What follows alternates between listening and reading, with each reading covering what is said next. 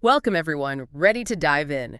Today, we're tackling cardiogenic shock. And trust me, this isn't your hospital drama stuff.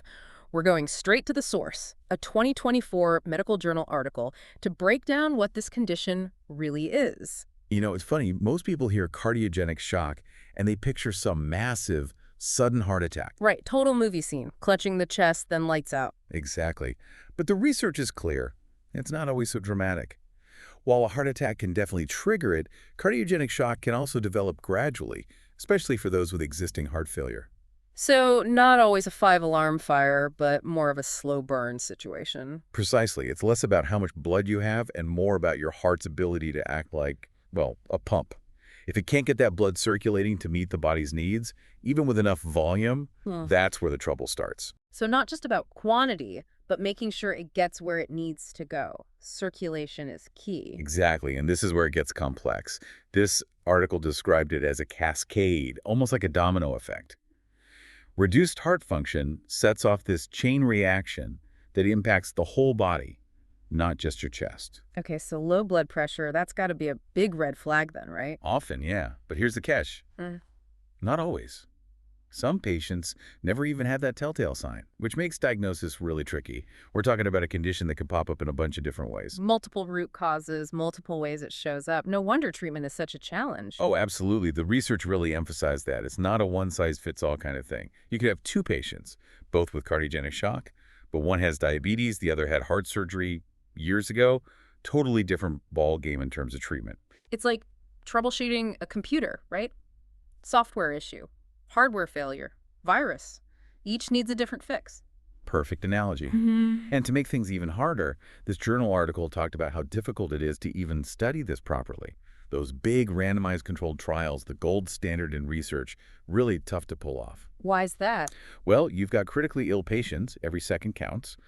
Ethically, you can't experiment the way you might with something less, well, immediately life or death. It's that balance, isn't it? Needing solid evidence for treatment, but also having to act fast when someone's life is on the line? Exactly. Doctors are relying on expertise and making judgment calls with the information they have, which isn't always perfect. Makes you realize how skilled these medical professionals have to be. So with all these variations of cardiogenic shock, how do they even start classifying it? Good question, and the article spent a lot of time on that. Traditionally, it's been a combination of factors they consider. Like what? Fill me in. Well, first, the root cause, Yeah. like was it a heart attack? Then that timeline, how fast did it develop? And they also look at the hemodynamics, those blood flow patterns we talked about, plus any organ damage. So like building a patient profile, getting the full picture. Exactly.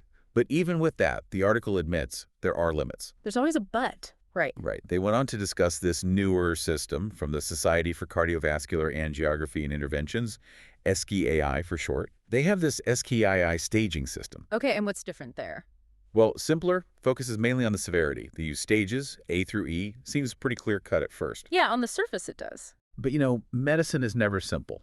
Even this system, helpful as it is, has blind spots. Not just. It doesn't account for the huge variation between patients. So if the new systems aren't perfect either, where do we go from here? This is where it gets really interesting. The article hints at the potential of personalized medicine. Okay, now you've got my attention. What does that even look like with something as complex as we've been talking about? Imagine treatment tailored to what's happening in each individual patient based on their own biology. All right, now that sounds like we're heading into sci-fi territory. Tell me more. So how do we get from sci-fi to the real deal? How do you actually tailor treatment for each patient like that? It all starts with, understanding what makes each patient's condition unique, their own kind of biological fingerprint. Biological fingerprint, huh? Yeah, like within the whole category of cardiogenic shock, there are probably tons of subtypes, each with slightly different things going on at a molecular level. So not just one disease, but a whole family of them, all related. Right. And the key to figuring this out might be biomarkers. Biomarkers, right. I've heard that before, but remind me. Basically, they're these measurable things in your body that can tell us what's happening at a cellular level. Imagine measuring something like, let's say, troponin in the blood. If the levels are really high, that could point to a certain type of cardiogenic shock that might respond better to one treatment over another. So instead of just trying different things and hoping for the best, you're using those biomarkers to pick the right treatment from the get-go. Exactly. And the research even suggests that AI, artificial intelligence, could be used to go through all this data and spot patterns we wouldn't even notice. So personalized medicine, but with a tech boost to make sense of it all. Exactly. Yeah. It's super exciting, but while we're waiting for that future to get here, what are doctors doing right now for these patients? That's the thing, isn't it? We've been talking of such a complex problem. Where do you even start with treatment? Well, first thing is always addressing the root cause, if you can. Like if it's a heart attack, you got to restore that blood flow fast. But this article is clear. Most cases need more than just fixing the initial trigger. So no quick fixes here. What else is involved? It's all about supportive care, making sure the whole system is as stable as possible. Can you give me some examples? What does that actually look like in the hospital? Think of it like attacking from all angles. Medications are key, managing blood pressure, heart rhythm, fluid balance, all that. But the research was honest. We don't have rock-solid evidence for a lot of these medications, specifically in cardiogenic shock. Working with the best they've got, but it's not perfect. Exactly. Lots of careful thought goes into it. But there's another tool they've got. Technology. Specifically, mechanical circulatory support, MCS. MCS, all right. Break that down for me. So these are devices that basically act as a bridge, helping the heart pump blood when it can't keep up on its own. They can buy crucial time for the heart to recover. Like giving the heart a helping hand. Are we talking about things like the Impella and ECMO? I've heard those names, but that's about it. Those are the ones. The Impella, that's a tiny but powerful pump that goes right into the heart, helps the left ventricle push blood out to the body. And then there's ECMO, stands for extracorporeal membrane oxygenation. That's a whole system. Extracorporeal. That word always sounds like something out of a sci-fi movie, not gonna lie. It does sound kind of intense, right? Yeah. But all it means is outside the body. So with ECMO, they're circulating the blood outside, oxygenating it, then pumping it back in, basically doing the work of the heart and lungs. Wow, that's incredible. Definitely a bridge to recovery, but also sounds super delicate.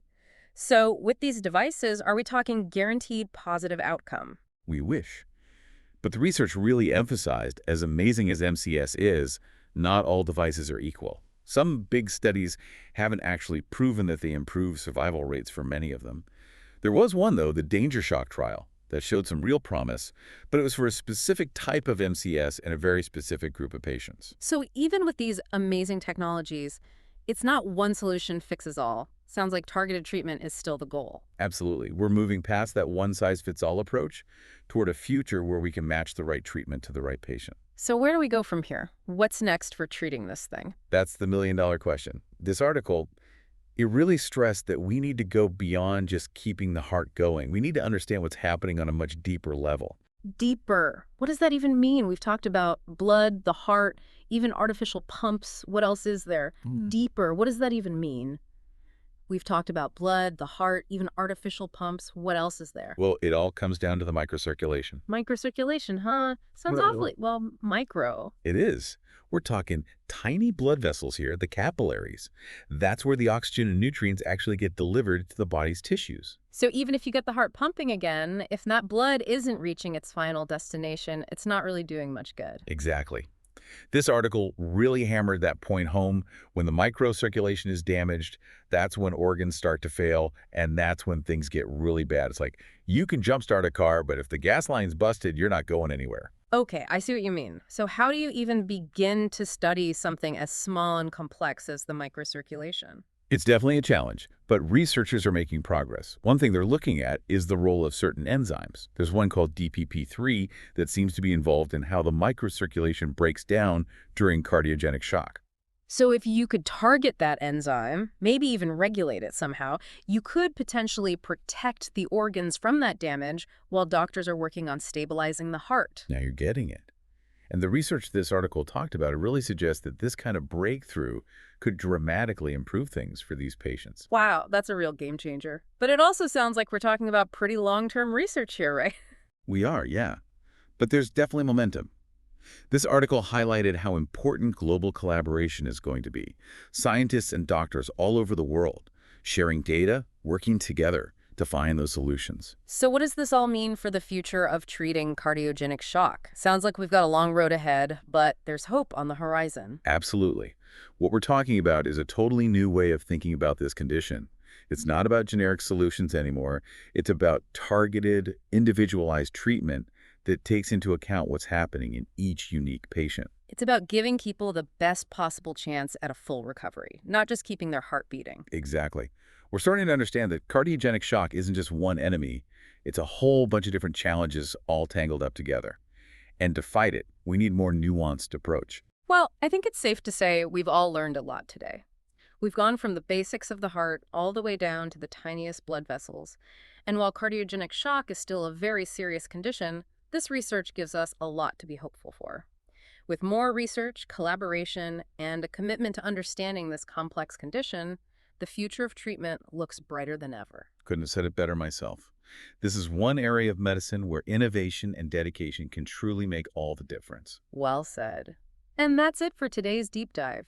Be sure to join us next time as we explore another fascinating topic and uncover even more surprising insights hidden within the latest research. Until then, stay curious.